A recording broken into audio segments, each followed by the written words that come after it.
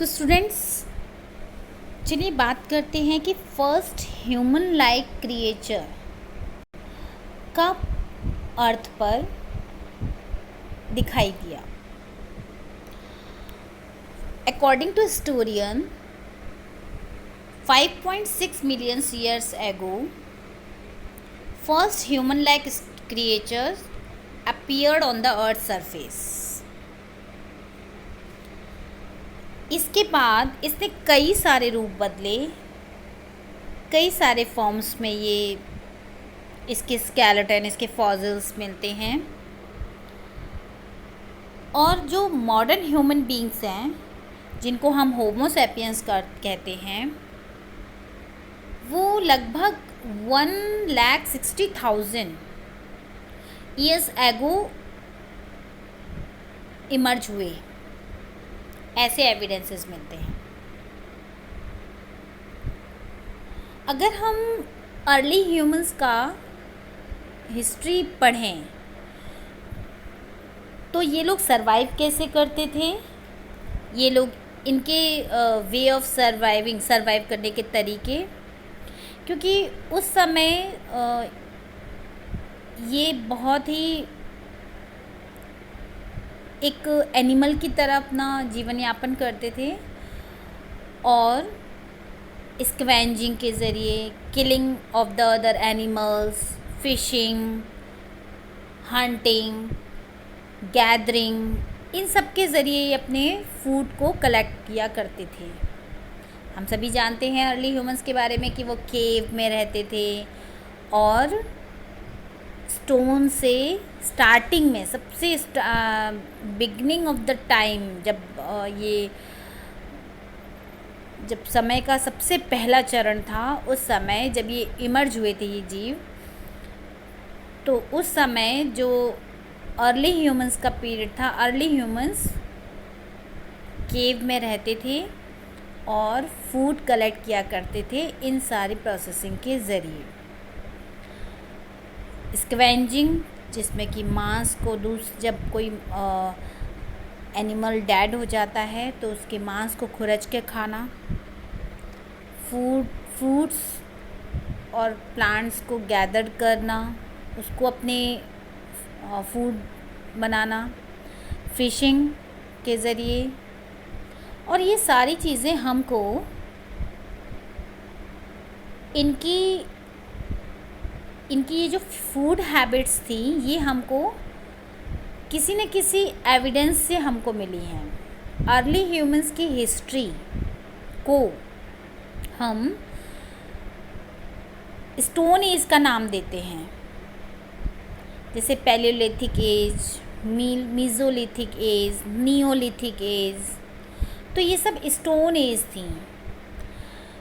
Stone age इसको इसलिए कहते हैं क्योंकि स्टोन टूल्स ही इन अर्ली ह्यूमन हिस्ट्री को जानने का सबसे इम्पॉर्टेंट सोर्स है। अर्ली ह्यूमन की हिस्ट्री को हम किसी टेक्स्ट के ज़रिए नहीं जान सकते। इवन इसका जो टाइम पीरियड हम पढ़ते हैं, ये भी हम कार्बन डेटिंग सिस्टम से, जब हम इन स्टोन टूल्स या उस समय पाए जाने वाले फॉसिल्स या जो केव पेंटिंग्स हैं, उनकी जब एज का पता लगाते हैं तो उसको जानने के बाद, उसकी कार्बन डेटिंग सिस्टम से उसकी एज जानने के बाद हिस्टोरियंस ने एक एज डिसाइड की इन सारे एविडेंसेस की, और उसी एज के आधार पे हम इनकी हिस्ट्री को पढ़ते हैं। और स्टोन टूल्स और केव पेंटिंग्स, फॉसिल्स, यही सब ह्यूमन हिस्ट्री के बारे में, अर्ली ह्यूमन हिस्ट्री के बारे में हमको इन्फॉर्मेशन देते हैं। तो स्टोन टूल्स उस समय जो सबसे महत्वपूर्ण हथियार रहा अर्ली ह्यूमंस का, जिसके ज़रिए वो अपना फूड कलेक्ट किया करते थे, वो था स्टोन को वो कई तरीके से यूज़ किया करते थे। और स्टोन टूल्स ने ही, उनकी मेकिंग प्रोसेस ने, उनके यूज़ ने उनके स्ट्रक्चर में बदलाव लाया था। इसलिए हम स्टोन्स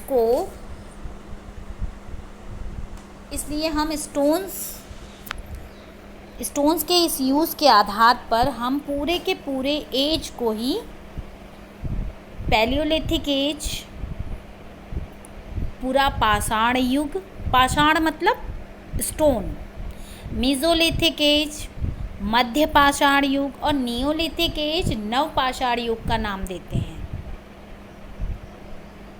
और इनको पूरा पाषाण, मध्य पाषाण ये कहना इस बात पे डिपेंड करता है कि स्टोन टूल्स पहले जिस फॉर्म में यूज़ किए जाते थे धीरे धीरे वो शार्प होते चले गए।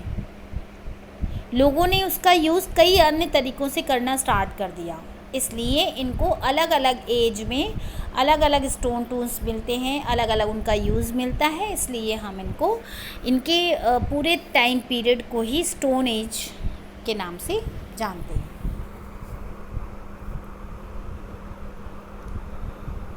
यहाँ पर आपको फॉसिल्स की डिफ़ाइन दे रखी हैं, स्पेशीज़ की डिफ़ाइन दे रखी हैं, ये सब आपको लर्न करनी है।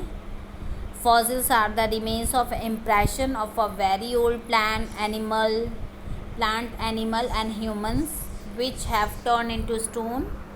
These are often embedded in rocks and thus preserved for millions of years. ऐसे जो प्लांट होते थे, डेड एनिमल्स होते थे, उनके जो रिमेन्स हैं वो फॉसिल्स के रूप में हमको मिलते हैं, जो हमको जनरली रॉक्स में या फिर जो सॉइल की जो लेयर्स हैं उसमें दबे हुए मिलते हैं।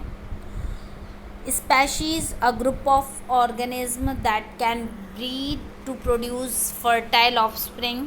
Members of this one species can not mate with those of other species to produce fertile offspring. एक ऐसा लिविंग ऑर्गेनिज्म का ग्रुप जो कि सेम अपने रिप्रोडक्शन के लिए ज़िम्मेदार होता है और अपने रिप्रोडक्शन उनका उन्हीं स्पेशीज़ के आधार पर उनकी नस्ल जो है वो सेम स्पेशीज़ के जो लिविंग ऑर्गेनिज्म होते हैं वही बढ़ाते हैं और अदर स्पेसीज़ से वो डिफरेंट होते हैं।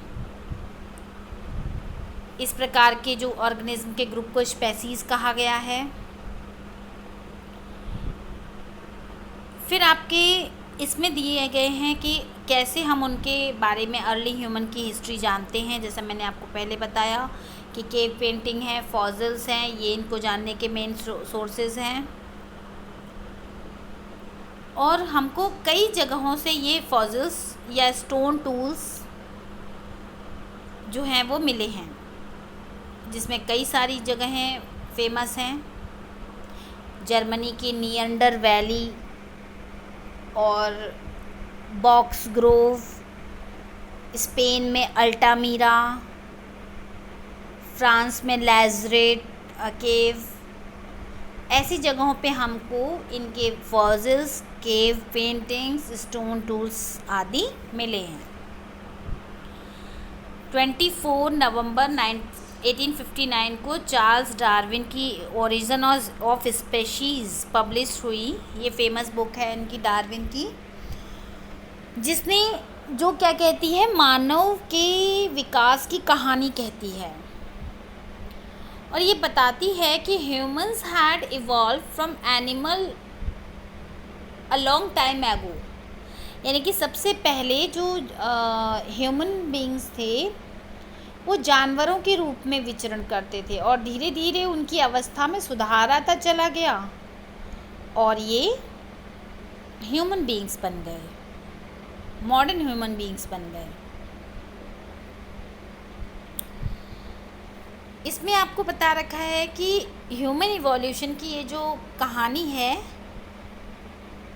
ये बहुत लंबी भी है और थोड़ी कॉम्प्लिकेटेड भी है। क्योंकि कॉम्प्लिकेटेड इसलिए हो जाती है क्योंकि हमारे पास इसको जानने के प्रॉपर एविडेंसेस नहीं हैं सिवाय स्टोन टूल्स, फॉसिल्स के। इन एविडेंसेस के आधार पर हिस्टोरियंस ने जो इनकी हिस्ट्री निकाली है, वो हिस्ट्री कहती है कि जो सबसे पहले जो ह्यूमन बीइंग्स इमर्ज हुए थे एनिमल्स के रूप में, वो हुए थे मैमल्स के रूप में। मैमल्स जो कि अपने बच्चों को फीड कराते हैं, उनके रूप में हुए थे। और ये लगभग हुए थे 36 मिलियन ईयर्स एगो, जिनको प्राइमेट कहा जाता था। Primates a category of mammals, और ये इमर्ज हुए थे सबसे पहले एशिया एंड अफ्रीका में। एशिया एंड अफ्रीका में इन्हीं मैमल्स से ये जो ग्रुप ऑफ मैमल्स जिनको हम प्राइमेट्स कहते हैं, ये इनके बॉडी पर हेयर हुआ करते थे, इनकी लॉन्ग गेस्टेशन पावर थी। ये 9 मंथ्स अपने बेबी को अपने ओवरी में और उसमें गर्भ में रख सकते थे, और इनके लार्ज टीथ होते थे। इनका ब्रेन साइज़ छोटा होता था, लेकिन खोपड़ी का जो आकार था, जो स्कल था, वो बहुत बड़ा होता था। और बॉडी पे हेयर होने के साथ साथ ये 4 पैरों पर चलते थे। तो इस तरीके से इनकी विशेषताएं। और ये पेड़ों पर इजीली चढ़ जाते थे। अपने जानवरों को मारने के लिए भारी भारी पत्थरों का इस्तेमाल किया करते थे, चौड़े पत्थरों का इस्तेमाल किया करते थे। अब तक इनमें इतनी समझ नहीं थी, ये सबसे पहले अर्ली ह्यूमन बीइंग्स की फॉर्म थे, तो इतनी इनमें समझ नहीं थी कि कैसे इनको शार्प किया जाए, इन पत्थरों को। फिर 24 मिलियन ईयर्स एगो इन्हीं प्राइमेट में से एक सब ग्रुप्स, जिनको कि होमोनॉइड्स कहा जाता है, वो इमर्ज हुए। और 5.6 मिलियन ईयर्स एगो में सबसे पहले जो होमोनिड्स, जो कि बाद में जाकर होमोसैपियंस यानी कि मॉडर्न ह्यूमंस बने, उनका इमर्जेंस हमको दिखाई देता है। तो सबसे पहले अर्ली ह्यूमन बीइंग का जो इमर्जेंस रहा वो हुआ 36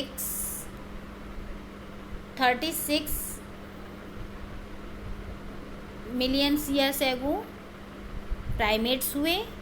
प्राइमेट्स के बाद 24 मिलियन ईयर्स एगो होमोनॉइड्स हुए, और उसके बाद 5.6 मिलियन ईयर्स एगो में हमको होमोनिड्स के एविडेंसेस मिलते हैं। प्राइमेट्स एक ऐसा सब ग्रुप था जो कि मंकी, एप्स, इन सबको मिल के, मतलब इन सब की अर्ली फॉर्म प्राइमेट्स थी। बॉडी हेयर होते थे, लॉन्ग गेस्टेशन पीरियड होता था इनका फॉलोइंग बर्थ, मेमोरी ग्लैंड्स होती थी इनकी, डिफरेंट टाइप्स ऑफ टीथ होते थे, और ये चौपाई यानी कि 4 पैरों पर चलने वाले जानवर होते थे। वाइल होमोनिड्स और होमोनॉइड्स में क्या अंतर थे? होमोनिड्स हैव इवॉल्व फ्रॉम होमोनॉइड्स, ये होमोनॉइड्स से इमर्ज हुए थे। इनके भी अपने कुछ कॉमन फीचर्स थे और कुछ इसमें डिफरेंसेस भी थे। होमोनॉइड्स का age compare, hominoids have a smaller brain than hominids. यहाँ पर आप ब्रेन और स्कल, दो चीज़ों को अलग अलग पढ़ेंगे। खोपड़ी का आकार जितना बड़ा था अर्ली ह्यूमंस में, उतना ही ब्रेन का आकार छोटा था, और जैसे जैसे ब्रेन बड़ा होता चला गया तो स्कल यानी कि खोपड़ी का आकार छोटा होता चला गया। तो होमोनॉइड्स का जो यहाँ पर स्मॉलर ब्रेन्स कहा गया है होमोनिड्स से, क्योंकि होमोनिड्स फर्दर उनके डिसेंडेंट थे एक तरीके से, या फिर उनमें से इमर्ज हुए अर्ली ह्यूमंस थे। तो होमोनॉइड्स के पास छोटा स्मॉलर ब्रेन होता था होमोनिड्स से। They are quadrupeds walking on all fours but with the flexible forelimbs. Hominids by contrast have an upright posture. Hominids का upright posture था, सीधे खड़े हो सकते थे। होमोनॉइड्स तक जो अर्ली ह्यूमन की स्थिति थी वो 4 पैरों पर चलने वाली थी, और होमोनिड्स अपराइट पोस्चर में भी मिलते हैं। बायपैडल लोकोमोशन था, यानी कि 2 पैरों पर चल सकते थे। They are also mark difference in the hand, हाथों में भी डिफरेंस था, उनके हाथ लंबे होते थे। और enable the making and the use of tools, क्योंकि जब उन्होंने 2 पैरों पर होमोनिड्स ने चलना स्टार्ट कर दिया तो उनके हैंड फ्री हो गए, तो वो टूल्स को अलग अलग तरीक़ों से यूज़ करने लगे। तो इन सब का जो हमको जो ये इवोल्यूशन दिखाई देता है, जो हमको ये विकास डेवलपमेंट दिखाई देता है अर्ली ह्यूमन बीइंग्स में, ये किसका परिणाम था? एक तो सर्कमस्टांसेस का परिणाम था, क्लाइमेटिक कंडीशंस भी इसमें काफ़ी हद तक रिस्पॉन्सिबल थी, और दूसरा जो सबसे बड़ा इम्पैक्ट था वो था स्टोन टूल्स को जैसे जैसे इनका ब्रेन साइज़ डेवलप होता चला गया, वैसे वैसे इन्होंने उसका जो यूज़ किया वो स्टोन टूल्स को और शार्प करने में किया। तो जब स्टोन टूल्स को शार्प करने में किया तो उनकी हैंडलिंग भी, उनको हैंडल करना भी इनके लिए ईजी हो गया। तो धीरे धीरे जैसे जैसे इनका ब्रेन डेवलप होता चला गया, इन्होंने अपनी उस चीज़ का जो यूज़ है वो अपने जीवन को और ज़्यादा बेटर बनाने में उसका यूज़ किया।